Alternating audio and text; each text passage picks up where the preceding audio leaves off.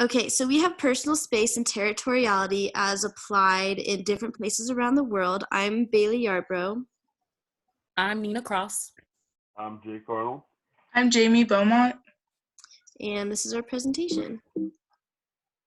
So what this presentation is going to talk about is what exactly is personal space and territoriality, and then we'll delve deeper into the analysis of personal space and territoriality in the United States, Asia, the Middle East, as well as Europe. And the point of this is going to teach you about the geographical and cultural aspects of personal space and how territoriality is relevant. So the amount of space that an individual maintains varies widely across the world. It may be a lot of things, but it's not random. There's definitely a structure in personal space and territoriality. Spatial changes give a tone to a communication, accent it, and at times even override the spoken word. So as you can tell, personal space and territoriality in themselves are a huge part of nonverbal communication. So starting with the United States, personal space and territoriality. So what exactly is territoriality? It is the attempt to affect, influence, or control actions, interactions, or access by asserting and attempting to enforce control over a specific geographic area. As far as personal space is concerned, it is the area immediately surrounding the individual in which the majority of his interactions take place. So this is just a picture that I put on here kind of showing the appropriate distance for different relationships. And you can see right here in the United States, we don't require a ton of personal distance, but we also, need some. So starting with territoriality, I found that there are 4 different territories in which space can be broken up with. And the first one is going to be public territories, and that is a person who has freedom of access, but not freedom of access. An example of a public territory would be public grounds such as parks or grocery stores. The next one, home territories, are going to be areas where relative freedom and control over the site is acquired by those who frequently use the place, and it's where one normally ranges. So home territories is kind of self-explanatory. It's going to be your comfort zone, such as your home. The next territory is going to be interactional territories, and they are characteristically mobile, fragile, and surrounded by an invisible boundary for the duration of the interaction. An example of this would be gyms and country clubs. The next territory is going to be body territories, and this includes the space encompassed by its body, or by the body and its contents, otherwise known as the personal bubble. So territoriality in the United States. So the more territorial the objective, either or both, the greater will be in span of control, and the less will be the need for communication and varied skills. So I got this information from an article talking about the United States Army and how territoriality plays an aggressive part in nonverbal communication, just given, warfare and all of that. So going into personal space, there are 4 zones that, can be found in personal space. Starting with the first and smallest zone is going to be the intimate zone, and this ranges from 1 to 1.5 feet, and this is not considered acceptable for adults in public places. And so an example of intimate zone would be, intimacy or something of that nature. The next distance zone is personal distance zone, and this is otherwise known as the personal bubble. And this, in the United States, extends from 1.5 to 4 feet. And in this, the voice is moderate and body odor is not apparent. So an example of this zone would be when one's sitting across another person at a dinner table. They're close enough to hear and see them accurately, but not close enough to smell them. The next zone is going to be the social distance zone, and this extends 4 to 12 feet. In this zone, perceptual information is less detailed, and an example of an interaction in this zone would be interacting with a new group of people in a public setting. So you're not super close, but you're also not super far away. And the furthest zone is going to be the public distance zone, which extends 12 feet and beyond. And in this zone, individuals are only involved interpersonally. The voice must be projected and subtle facial expressions are lost. So example of an interaction in the public distance zone would be a professor teaching a classroom with students where the teacher is standing in front of the classroom and they're far enough away you can hear them, however you can't tell little details about them. So as far as personal space in the United States goes, in the American culture, it is instilled that Americans do not touch under intimate circumstances and that women embrace each other, but men don't necessarily do that. Personal space is not a defined area, and it's never like set based on every individual, but rather grows and shrinks based on the status dimension involved. So like I said, it kind of grows or shrinks based on, who you're interacting with, what setting you're in, and all of that. Spatial cues and acknowledgement of personal space is learned as one grows up. So territoriality is going to be a little more instilled just in human nature and just in nature in general, whereas personal space is learned growing up and it's something you learn through experiencing. Personal space in the United States is also determined visually, and it's relatively a non-contact culture. And later in this presentation, we'll talk about non-contact cultures versus contact cultures, but the United States kind of fell in between of just relatively non-contact culture.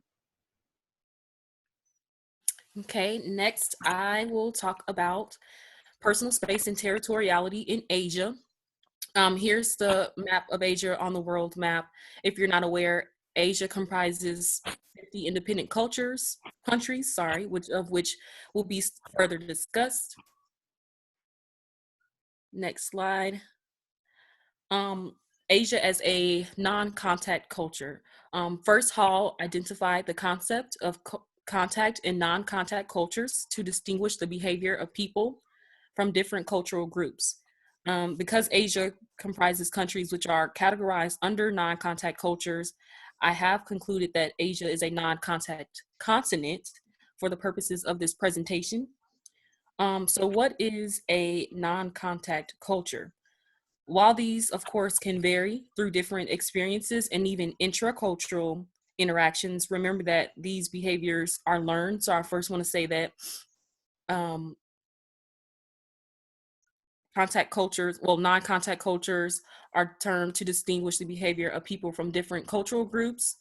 Typically, these cultures or people maintain more conversational distances, less touch than contact cultures, and there is a less expectancy of face-to-face interactions. Next. Now that non-contact culture is defined, I did analyze the research to reflect such spatial behaviors. Researchers Sinha and Mukherjee in their article, The Effect of Perceived Cooperation on Personal Space Requirements, wanted to judge students' perceptions on personal space. This study was conducted in an educational institute in India, and it was all female participants. The results were due to the fact that the female students had to find ways to cope with their stress caused by crowding, and the individuals who cooperated with their roommate required less personal space than the low cooperation group. Again, this was a study in 1996. Next, to touch on territoriality, a 2015 study by Yarbrough found that interrogative looks and play faces serve as a territorial encroachment, specifically violation where IU shows unwarranted use of someone else's personal space. The Delhi Metro, if you don't know, is a metro system in India. It's a highly dense location. And with a large space like the Delhi Metro always being crowded, facial expressions will persist until a density threshold is reached.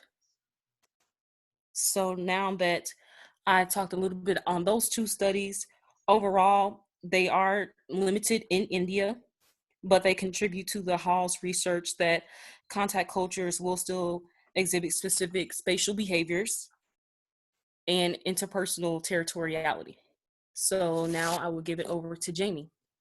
Thank you. So I'm just going to go over some personal space and territoriality facts in the Middle East. Just a little bit of background. The Middle East is actually made up of 16 countries, and for the most part, they all tend to follow the same kind of cultural-based rules. Compared to the US, the Middle East is considered a more warm personal space environment. I actually used this as one of my sources. It's a book about becoming a more worldly communicator. And it says, in the Middle East, social distance is closer than it is in the United States. So as you back up, your conversational partner may attempt to close the gap once again. And I actually found this really just wildly, everybody said the same kind of things.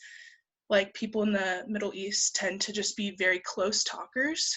I'm just going to go over the space zones in the Middle East. So intimate space is going to be for those people that are the closest to you, and that can be between touch and 8 inches. And that an example of that is just going to be like a handshake or a hug.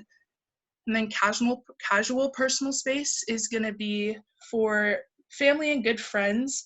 And an example of this in the Middle East would be sitting on a carpet enjoying tea.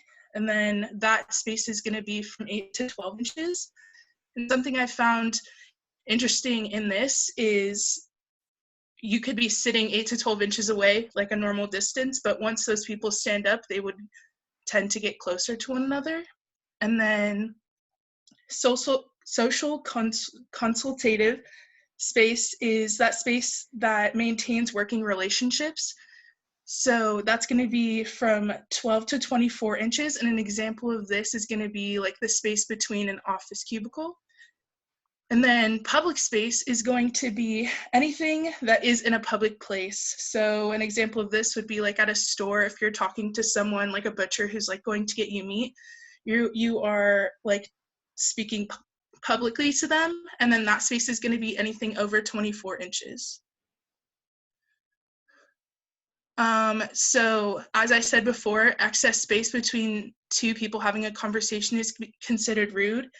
And that is just because the Middle East is a more warm personal space environment. And then when it comes to gender in the Middle East, in relations to proxemics, things are just different. So it's very common to see two men holding hands as a sign of brotherhood. And then greetings also include 3 kisses on each cheek, as well as a hug. And then women also participate in these kinds of social rituals, but it is considered rude and shameful for heterosexual couples to show any kind of intimacy in public.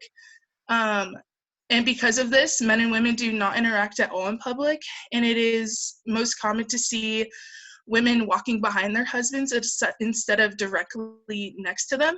And then in these countries as well, you can marry your cousins so family members don't get close and interact in those ways. And then something else that I found interesting was that the things that people get offended by depends on your culture as well. And I couldn't really find a lot of sources that backed up these kinds of things.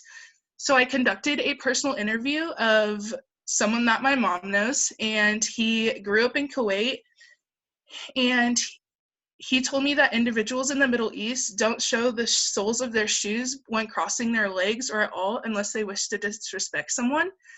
And then he said the soles of someone's shoes represent the dirtiest parts of them, including their feet and lower half, showing this is considered beyond rude and insulting. So I definitely found that interesting. But I think after this, I'm just gonna, just kidding. So territoriality is associated with different types of nonverbal communication that refers to how people use the space around them to communicate, and territoriality also refers to ownership of areas and possessions, and this comes into play in the Middle East when the borders change often. because multiple countries claim the same parts of land, and this leads to war. More specifically, Israeli Jews and Palestinian Arabs claim the land that is the modern day nation of Israel. I think I'm Okay. okay. So, personal space in Europe. It is a lot different than what people are used to in the United States or other places in the world. In the United States, it is common to shake hands with strangers, while in most parts of Europe, such as Spain, for example, it is more common to place a kiss on both cheeks as a form of greeting. So we see this in like movies and stuff in different countries, and then whenever we travel to different countries, we'll see people in Europe greeting them with kisses on cheeks, as well as it is also common in Spain to touch each other on the shoulder or arm while communicating with them. This is just a little easier, I guess, for them than they feel more connected to strangers and such if they touch them or do whatever they do. Europe is split up based on personal space. So in Southern Europe, they are considered a contact culture, meaning that they are more likely to touch one another and stand closer than the average country. And in Northern Europe, they are considered a non-contact culture, and this is saying that they stay a little bit further away from strangers and acquaintances than average.